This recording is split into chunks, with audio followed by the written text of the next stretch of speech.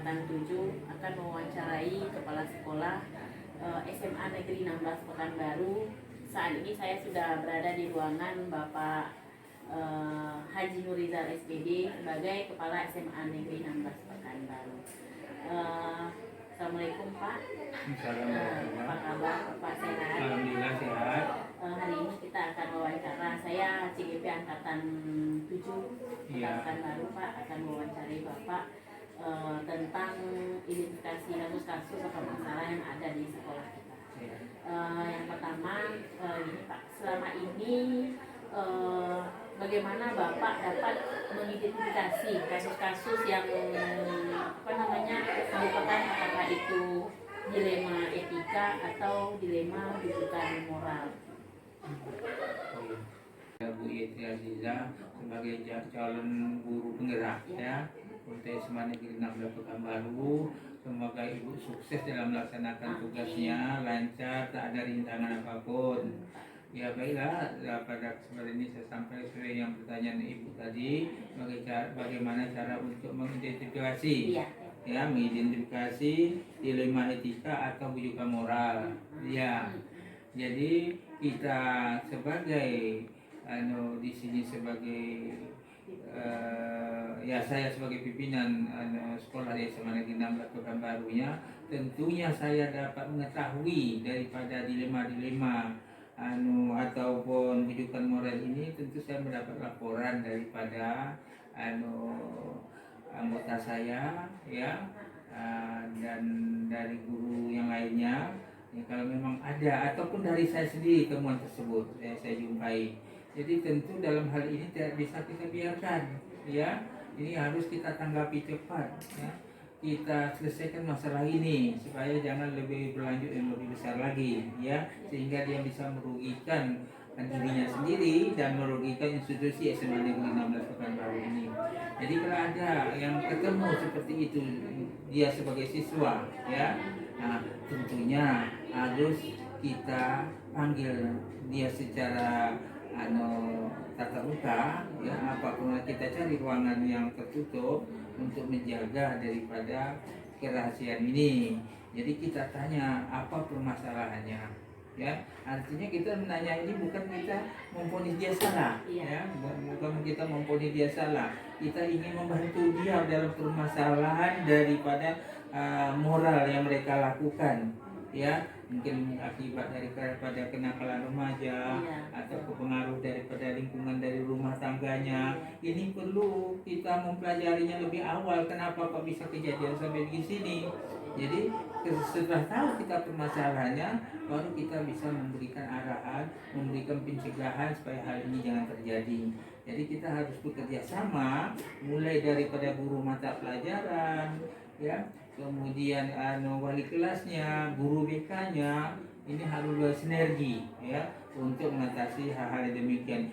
Si A salah, si B salah, kita tak menampakkan kesalahan itu ditimpa kepada si A saja, tetapi kita menggali keduanya apa permasalahan mereka sehingga yang merasa bersalah dia tidak merasa diponis bahwa dia salah. Kita mengarahkan apa akibat yang dilakukan ini negatif, seperti apa yang terjadi untuk dirinya ke depan. Apa dampak negatifnya terhadap dirinya. Kita memberi pandangan, arahan supaya mereka itu sukses dan begitu yang benar ini mempertahankan dan membantu temannya yang seperti ini kalaupun umpama terjadi terhadap guru tentu kepala sekolah memanggil mencari permasalahannya, membantu dia untuk keluar dari masalah tersebut. Barangkali seperti itu, Bu. Ya Pak, terima kasih luar biasa Bapak sudah menyampaikan identifikasi kasus-kasus yang ada di sekolah. Luar biasa jawaban Bapak. Kemudian kita lanjut yang berikutnya Pak. Selama ini bagaimana Bapak menjalankan atau mengambil keputusan di sekolah, terutama misalnya untuk kasus-kasus dalam di mana ada dua kepentingan yang sama-sama benar atau sama-sama punya nilai kebajikan. Ini sama-sama benar seperti itu. Jadi kasus-kasus, kalau ada permasalahan kasus-kasus yang mereka hadapi, bahwa kedua-dua ini benar baik seperti yang sebagaimana yang disampaikan tadi, kalau kasus yang seperti ini, ya kepala sekolah harus bijaksana, ya harus bijaksana dalam memberikan putusan sehingga salah satu mereka tidak merasa dikucilkan, ya atau dirugikan. Jadi kedua-dua ini kita membantu mereka, ya membantu mereka bahwa perselisihan paham, ya yang mana masalahnya menurut saya itu kedua-duanya benar. Nah, kita beri mereka ini suatu solusi yang terbaik, ya kita kasih pandangan kepada kedua-duanya ini bahwa kalau perlu dengan adanya perbedaan pendapat itu, ini kita satukan perbedaan pendapat tadi untuk demi kemajuan daripada institusi di mana mereka tempat bekerja. Jadi ini merupakan investasi, ya bagi saya sebagai pimpinan di sini, dan bisa untuk kedepannya bisa memajukan institusi yang di mana mereka bekerja, seperti itu, Bu. Iya, terima kasih Pak, luar biasa ya Pak. Berarti kalau memang mereka ada, kita melihat Bapak sebagai pimpinan yang arif dan bijaksana kalau saya lihat di sini ya Pak. Kemudian kira-kira langkah atau prosedur seperti apa yang biasa Bapak lakukan dalam pengambilan keputusan? Ya, tentu langkah dalam pengambilan keputusan itu tentu kita tidak secara spontan kita mengambil keputusan, tentu melalui pembinaan, ya melalui pembinaan dari awal, ya sampai dengan hasil yang mereka laksanakan nanti. Jadi pembinaan ini tentunya dimulai dari awal, baik dalam meningkatkan prestasi mereka, ya bagaimana mereka bekerja lebih disiplin lagi, ya kan.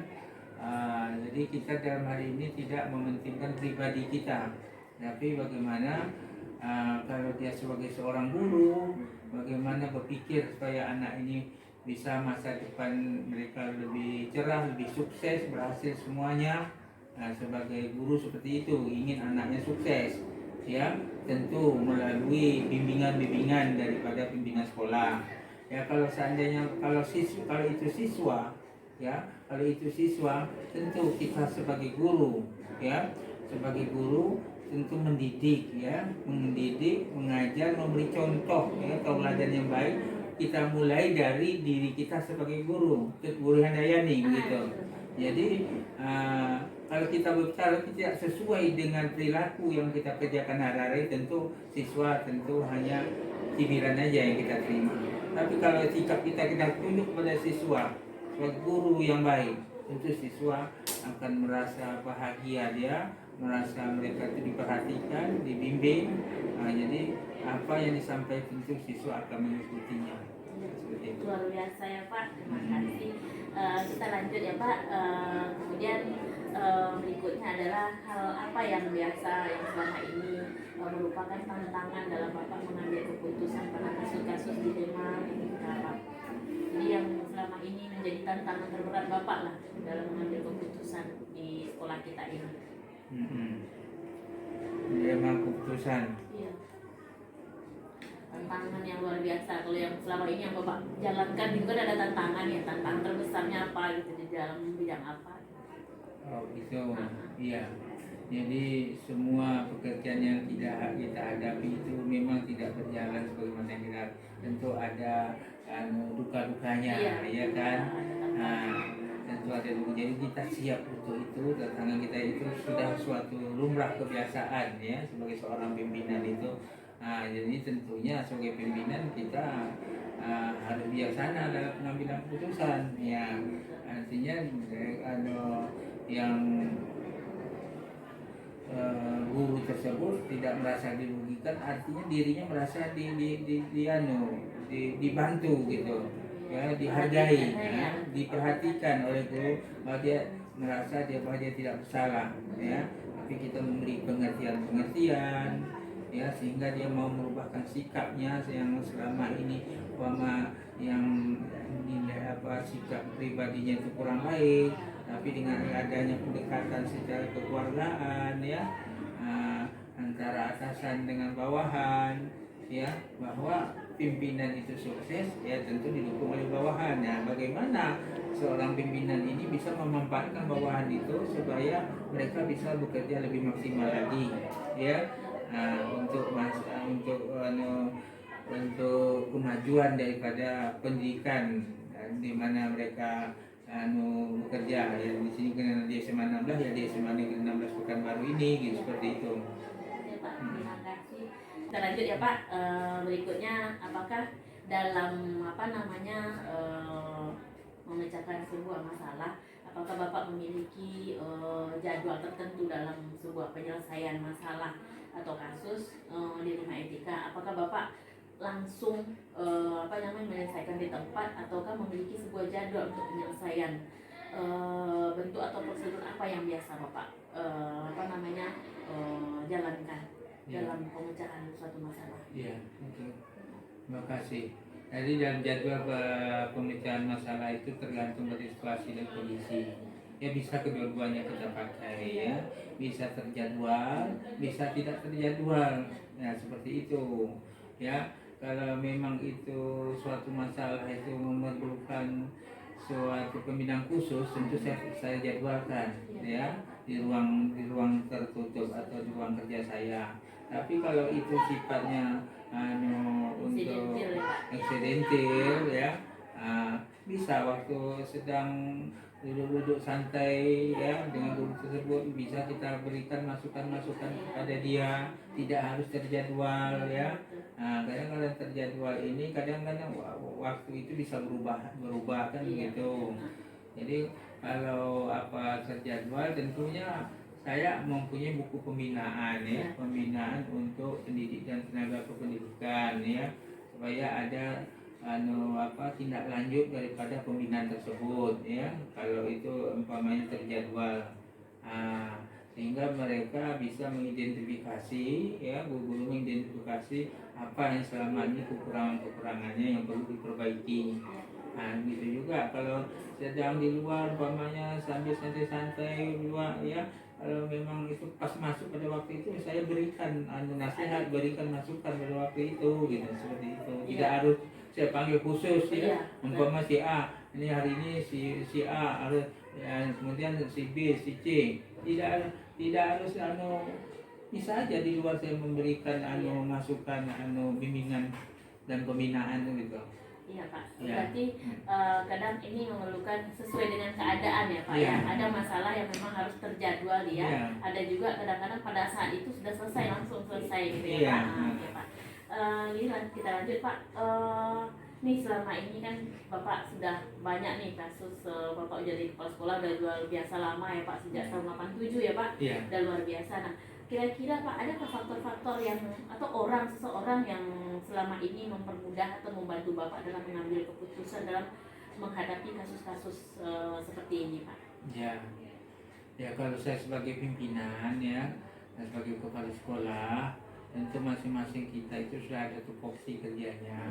Ya, wakil-wakil itulah pembantu saya, memperpanjang tangan saya, yang memberikan masukan-masukan untuk saya, demi untuk kemajuan institusi ini, demi kemajuan daripada peserta didik. Dan itu sangat saya harapkan, ya, masukan itu kritikannya yang bersifat membangun, ya, pasti ada lah, ya. Kalau memang saya selalu kadang-kadang bertanya sama kawan-kawan, apa yang perlu saya perbaiki, apa kekurangan saya, ya, saya tak malu-malu kalau itu demi untuk kemajuan pendidikan kita ini, gitu. Kalau itu baik, itu memang bisa untuk memajukan sekolah, kenapa tidak kita ikuti, kan harus seperti itu. Iya Pak.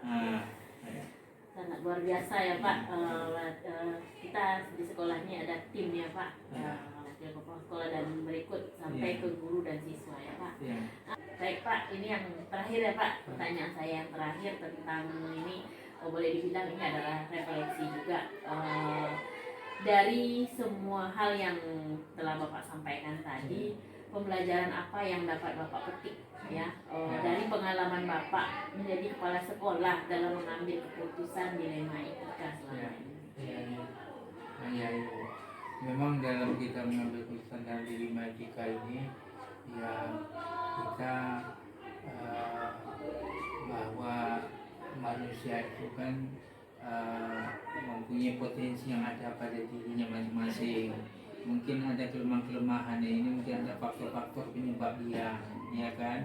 Jadi kalau faktor-faktor yang membuat dia ini membuat mudarat pada dirinya, tapi dengan kita memberikan bimbingan, ya, petunjuk, nasihat, dan berhasil, itu ada rasa kepuasan pada diri kita di sini, ya, merasa puas, ya, kita merasa melihat anak itu, siswa tersebut yang tadinya membawa mudarat pada dirinya, sekarang dengan kita melakukan pendekatan kepada dia bisa memberikan manfaat untuk dirinya, manfaat kepada orang banyak, dan manfaat untuk institusi di mana mereka melakukan menuntut ilmu pengetahuan atau bekerja. Jadi ada suatu kepuasan batin, ya, kepuasan batin bagi seorang pimpinan, merasa kita berhasil. Tapi kalau seandainya memang tidak berhasil, ya itulah sebagai manusia tentu semua usaha yang kita lakukan cuma kita bisa berdoa, tapi tentu keputusannya di tangan Allah, ya. Kita ingin yang baik, ternyata hasilnya seperti ini, ya, kata kita kembali kepada Allah lagi, berserah diri kepada Allah. Jadi yang jelas kita sudah maksimal melakukannya, tapi tidak juga sukses. Kita berserah diri kepada Allah, berdoa semoga dilema etika yang mereka alami ini pada suatu saat mereka mau merubah sikap, ya, kepada yang lebih baik lagi, seperti itu. Berarti juga kita jadikan sebagai refleksi kita untuk kedepannya Pak. Iya, bisa juga bagi kita juga. Jadi sebagai pembelajaran untuk kita untuk mengambil keputusan berikutnya. Iya, jangan keputusan kita ambil jangan salah. Iya. Ya, kalau salah kan langkah kasihannya orang yang kita berikan pendekatan tadi, salah persepsinya dalam menanggapi apa yang kita sampaikan, yang sehingga tentu merugikan diri kita, ya, dan kita juga merasa berdosa seperti itu. Baik Pak, luar biasa pertemuan kita hari ini. Saya mau minta maaf juga, semoga mungkin ada kata-kata saya yang salah. Terlebih dahulu saya mengucap terima kasih yang luar biasa kepada Bapak. Sama-sama, Bu, yang sudah bersedia saya wawancarai hari ya, ini Pak. Jadi terima kasih banyak kembali. Mudah-mudahan sekolah kita menjadi sekolah yang nantinya maju, tambah maju ke depannya. Siswanya juga sukses, bapaknya juga sukses dalam karir, kesehatan, kita juga sukses dalam ibadah. Pak, terima kasih banyak. Saya akhiri, wabillahi taufiq wal hidayah. Wassalamualaikum warahmatullahi wabarakatuh. Waalaikumsalam warahmatullahi wabarakatuh. Pak, ya Pak, saya pamit. Assalamualaikum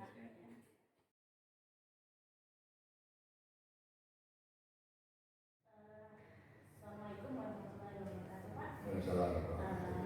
Terima kasih atas waktu yang Bapak berikan kepada saya. Saya yang dari SMA Negeri 16 Pekanbaru.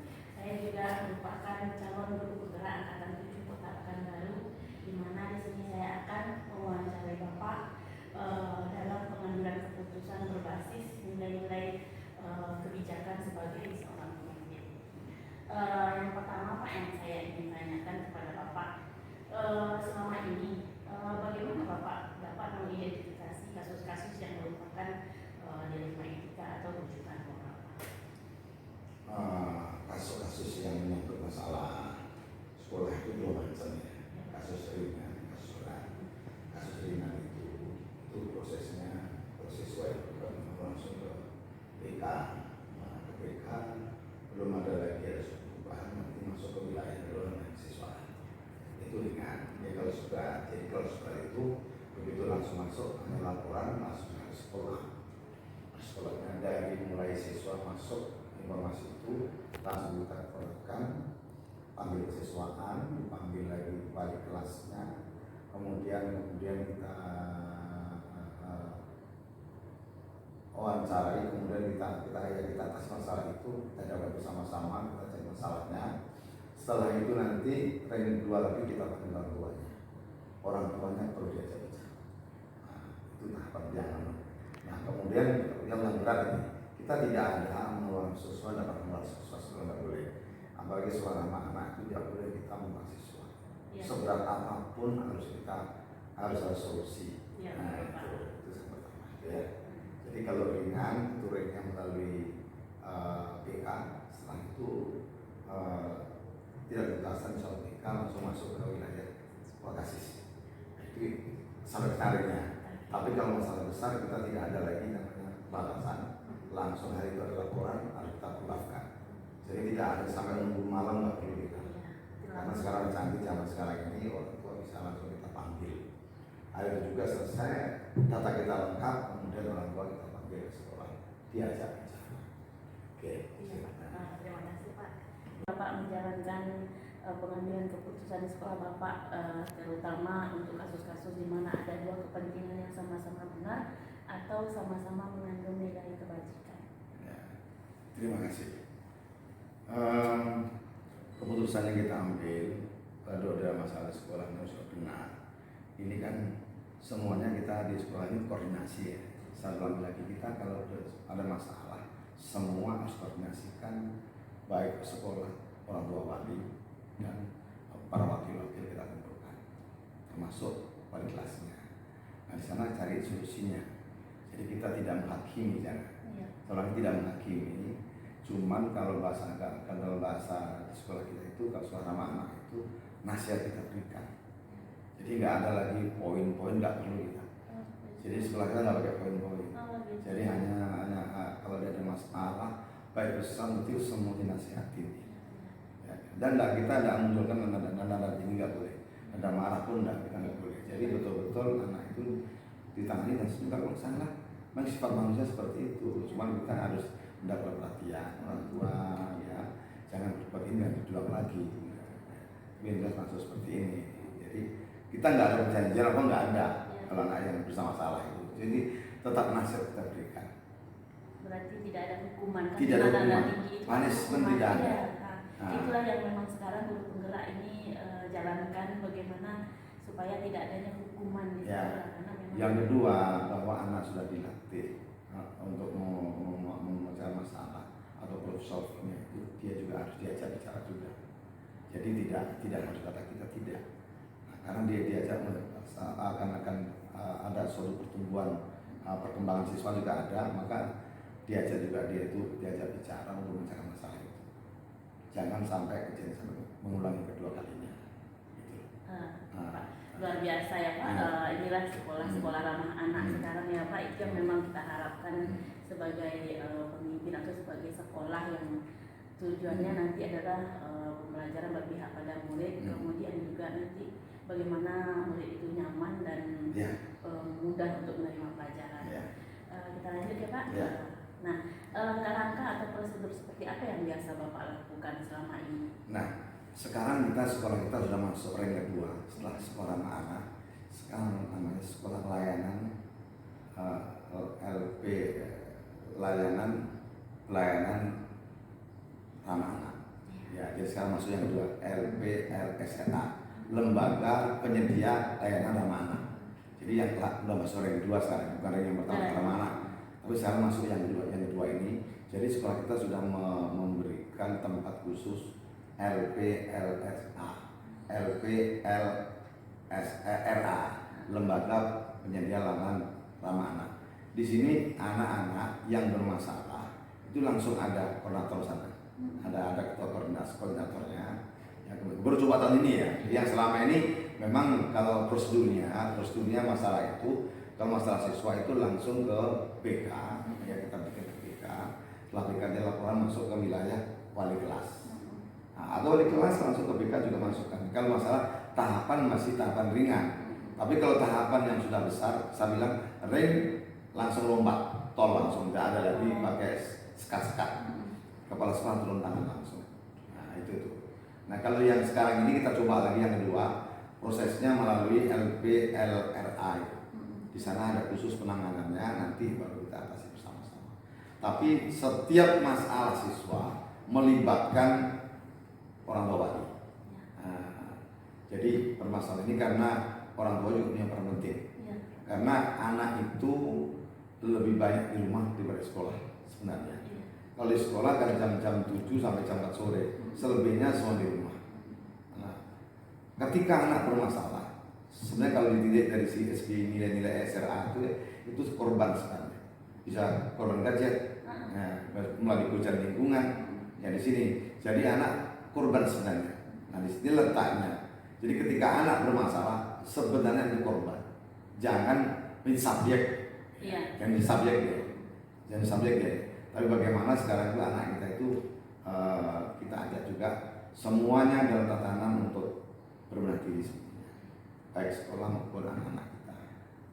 Tidak sinergi ya Pak, Sinergi antara orang tua dengan sekolah ya Pak, yang luar biasa. Kita lanjut Pak, yang berikut hal apa saja yang selama ini Bapak anggap efektif dalam pengambilan keputusan pada kasus-kasus etika Pak? Ya, kasus ini makanya saya langsung kasus ini saya tidak menunggu lama-lama. Di sekolah itu saya tidak mau sampai menunggu sampai besok enggak. Ada masalah apa saja, ada masalah apa langsung tangani langsung gitu. Jadi betul orang tuanya juga plong, sekolah juga selesai gitu. Jadi jangan sampai menunggu berhari-hari masalah itu, tuntaskan hari itu juga. Jadi selesai. Tidak ada beban nggak ada lagi. Baik Pak, terima kasih. Lanjut ya Pak, berikut yang kelima, hal-hal apa saja yang selama ini merupakan tantangan Bapak dalam mengambil keputusan pada kasus-kasus dilema etika Pak? Ya, ini masalah begini. Ini masalah siswa masalahnya ya. Masalah siswa ini ada kalanya orang tua dengan anak tidak sinkron. Orang tua permasalahan anak tidak sinkron antara sekolah dan orang tua. Ada kalanya anak itu mungkin selalu dimanjakan sehingga ketika ada masalah seolah-olah anaknya yang benar. Nah, padahal anak salah. Ini salah mengatur ya. Ini masalah bagi saya, masalah kita betul nih. Sebab kita kan ingin bagaimanapun kejujuran orang tua. Nah, pernah kejadian anak itu di sekolah itu ada dompet. Dengan ada tinggi di sama kita, coba kita meredam juga masalah itu. Tapi kita sebelum mengambil orang tua kita ada data kita lengkap, bukti kita lengkap semuanya. Akhirnya orang tua menyadari. Akhirnya dia bilang bercerita, selama ini saya salah mendidik anak, saya selalu memanjakan dia dan semua saya bela. Nah ini kalimat ini yang saya terima, alhamdulillah orang tua sudah menyadari sehingga ketika mengambil keputusan saya terima. Padahal itu menyangkut anaknya sudah masuk kelas nilai apa, menyangkut masalah etika yang luar biasa, menyalahkan etika yang luar biasa di sekolah itu. Dia sudah menampakkan contoh yang norma yang tidak baik di sekolah itu, tapi saya mencoba bagaimana orang tua bisa menerima itu. Pertama ada tinggi, ya pertama nggak mau menerima, tapi setelah dengan bukti-bukti yang real, maka dia mau tidak mau harus menerima. Akhirnya dia menyadari kesalahan anaknya, melembutkan orang tua. Ya Pak, luar biasa ya Pak. Pak, nah kemudian apakah Bapak memiliki sebuah tata cara atau jadwal tertentu dalam sebuah penyelesaian kasus dilema etika ini? Apakah Bapak langsung menyelesaikan di tempat atau memiliki sebuah jadwal untuk menyelesaikan bentuk atau prosedur seperti apa yang Bapak jalankan selama ini? Pertama, jadwal saya nggak ada jadwal. Pokoknya kasus itu kan kadang istimewa ya. Kadang-kadang ada, tidak ada kasus kan. Jadi mengapa peran BK kita fungsi BK kita maksimalkan, wakil kita maksimalkan. Kalau sifatnya jadwal kita nggak ada, pokoknya ada masalah yang kecil kita lemparkan kepada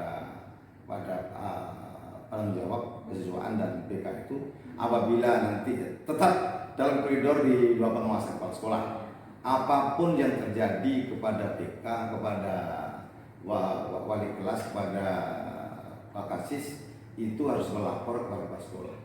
Jangan sampai orang tua wali menelpon orang tua wali menelpon kepada kepala sekolah sampai kepala sekolah tidak tahu. Nah, apapun kasus sekolah, kecil besar semuanya kepala sekolah harus tahu. Satu. Yang kedua, Kalau masalah kecil-kecil itu langsung kita lemparkan kepada kawan-kawan kita yang kita kasih tanggung jawab. Kemudian kalau masalah besar langsung langsung ke kepala sekolah dan itu harus selesai. Untuk jadwal khusus kita nggak ada. Nggak ada jadwal. Nggak ada khusus. Kadang-kadang ya. Nah, begitu ada masuk laporan langsung kita pulang. Jadi kegiatan tidak lanjuti. Jadi nggak ada lagi menunggu benar. Iya, kadang-kadang aja Bapak bilang tadi ada industri detail pada saat itu juga Ya, harus iya, selesai. harus. Ya. Makanya kepala sekolah masih pada tempat terus. Oh iya betul. Nah, kita nggak ada. Biasanya kalau kita jelas luar, kita berikan kewenangan khusus buat wakil siswaan. Dan itu kalau besar tuh pending dulu, kita pulang, jangan sampai ngambil keputusan yang salah. Nah, bisa merugikan siswa kan. Iya. Nah, Ya, Pak, makasih banyak Pak. Kemudian kita lanjut ya Pak, adakah seseorang atau faktor apa yang selama ini mempengaruhi atau membantu Bapak dalam mengambil keputusan dalam kasus-kasus dilema etika ini? Oke, terima kasih. Ini ya, kita di sekolah dulunya memang ada ya tim. Nah, tim. Jadi pertama konsep yang kita berikan itu intinya kepala sekolah jangan lagi ada strata. Nah, jadi setelah kita ada strata, saya kepala sekolah. Udah begitu kita harus bisa membangun seluruh ini, baik anak-anak maupun guru, sehingga problem anak-anak semua bisa teratasi. Kasus kecil aku bisa tangkap. Contohnya anak itu lebih cenderung bercerita langsung. Dan kebetulan saya punya murid dari 648 itu, saya bilang sudah kasihkan. Pokoknya ada masalah, jangan lagi kalian takut semua masalah itu. Kalau kalian nggak berani menghadap kepala kesiswaan, langsung rawat langsung. Kapan bapak di mana silahkan menghadap bapak langsung. Jadi saya terbuka sama siswa itu. Jadi tidak ada lagi yang kita menghambat itu nggak ada lagi masalah itu. Semua terbuka kita. Jadi menangani siswa itu lebih mudah semuanya. Dan siswa itu bercerita. Saya misalkan saya di Kompas misalnya. Saya di Kompas. Beberapa tahun ini saya kemarin pernah menemukan sampai 5-6 orang tercium oleh kita. Kita tanyakan betul. Tanyakan betul ternyata memang ada gejala itu. Dan ini soal korban dari SD-nya. Dari SD-nya itu pernah dia dikerjain orang seperti itu. Akhirnya imbasnya ketika dia masuk SMP, dia pula pengalaman di SD praktekkan di SMP, di MTS itu. Akhirnya saya terjun semuanya dan semua bisa diselesaikan dengan cara yang baik. Dan insya Allah kita sampai hari ini mudah-mudahan kita nggak ada lagi kasus-kasus yang sampai berpikir sampai hari ini ya. Hari ini. Berarti tim yang luar biasa ya. Tim kita. Semua guru-guru wali kelas semuanya bekerja. Jadi nggak hanya duduk itu, kita semua tanggung jawab terhadap sekolah kita. Sama tim yang Ya, luar biasa tim, ya. ya. Pak, terakhir Pak, ini dari semua hal yang telah kita sampaikan tadi lebih ke boleh dibilang ini refleksi ya Pak. Ya. Dari semua yang telah Bapak sampaikan tadi, pembelajaran apa yang dapat Bapak petik dari pengalaman Bapak selama ini yang kan sudah luar biasa nih Bapak jadi kepala sekolah udah lama, sangat lama sekali Bapak mengambil keputusan di dilema etika ini Pak. Pertama pembelajaran yang penting satu di sekolah itu hindari strata. Yang kedua, ajak bicara mereka. Guru, siswa, semua diajak bicara. Komunikasi penting. Ketika sifat pendam itu muncul, maka istilah mulai ada batasannya. Ada batasannya, ada sekat-sekat. Tapi ketika kita merakyat, ketika kita menyatu sama mereka, semua kasus bisa dibongkar. Yang kecil, yang besar, semua bisa dibongkar. Tapi selagi mengenai statement kita ini strata, yakin tidak akan bongkar.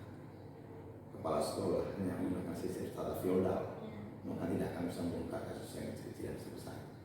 Yakin ya.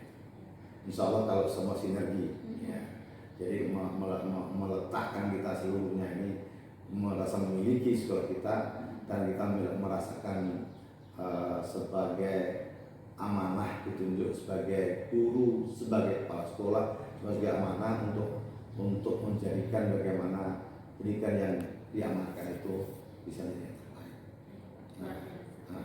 Luar biasa Pak, mungkin ke depan saya akan mencontoh dan mengambil. Boleh ya Pak ya, saya Boleh. mungkin nanti mengambil hal-hal baik dari Bapak yang saya amati dari tadi, saya perhatikan. Memang benar-benar luar biasa. Itulah yang kami ingin dapatkan dari kenapa kami mewawancarai kepala sekolah sebagai pembelajaran bagi kami. Bagaimana nanti menjadi pemimpin yang baik seperti itu Pak. Jadi mungkin nanti ada beberapa mungkin hampir seluruh ya saya nanti mungkin kedepannya akan boleh saya jadikan sebagai contoh ya Pak, karena ya Bapak senior sebagai kepala sekolah yang luar biasa sudah sangat lama, dan saya salut dengan Bapak juga selama ini apa namanya Pak, prestasi dari menjadi kepala sekolah yang sudah luar biasa. Itu nanti saya akan mohon izin juga nanti mungkin ilmu-ilmu Bapak ini akan saya ambil yang baik-baiknya, karena baik semua sebenarnya. 2 hari ini kita sudah dapat telepon dari Talok Banten, dari SMA Talok Banten itu. Dia akan kooperatif juga situ juga. Yang terakhir semalam itu dari Padang, MTSN Padang. Nah, jadi banyak yang sekarang bukan tingkatan SD SMP yang di situ, tapi ternyata sudah masuk wilayah sekolah atas.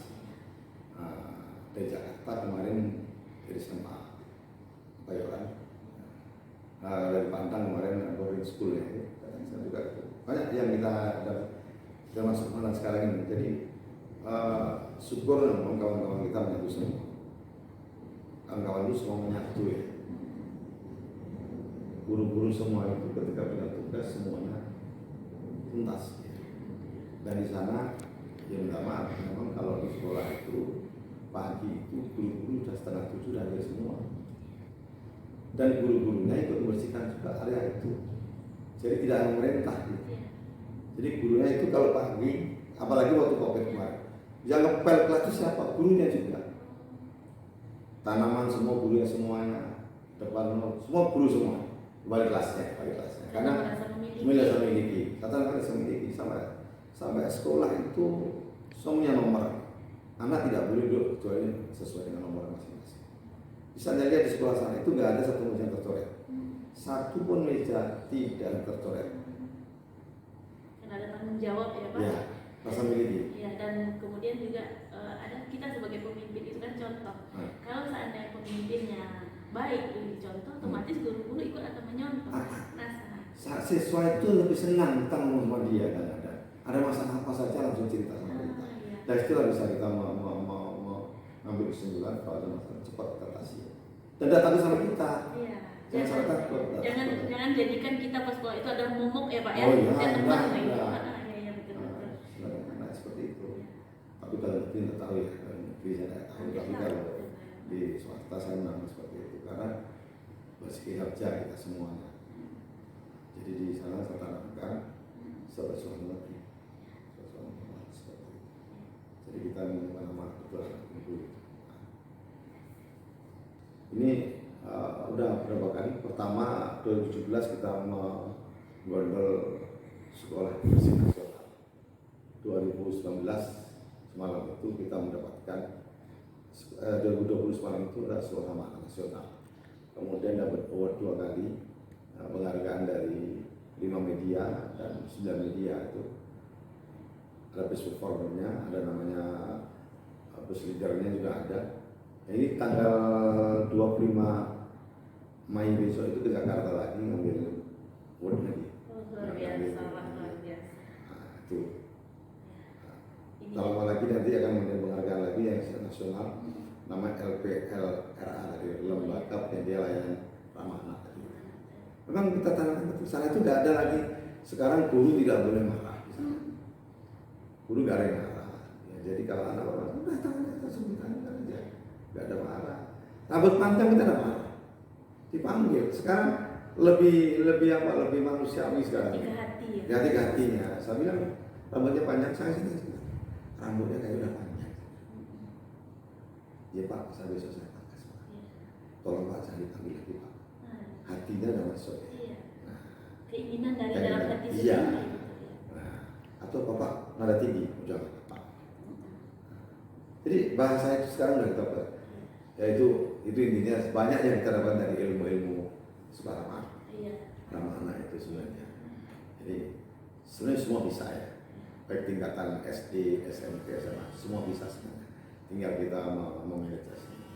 Kalau SMA rasa lebih gampang lagi sebenarnya, lebih gampang lagi SMA karena lebih dewasa ya. Iya. Selesai itu. Ini juga saya mohon izin nanti ini kan kita rekam, kemudian nanti juga saya akan kalau di sosial media di YouTube ya Pak, di YouTube saya ya di Indonesia nanti berpenggerak gitu. Nah kalau mau ngambil datanya, gambar-gambarnya silakan dari sekolah sana. Ada Iya waktu nanti saya. ajak ke sana, berapa guru silakan ke sana. Ya. Terima kasih banyak Iya. Pak sebelumnya Iya. atas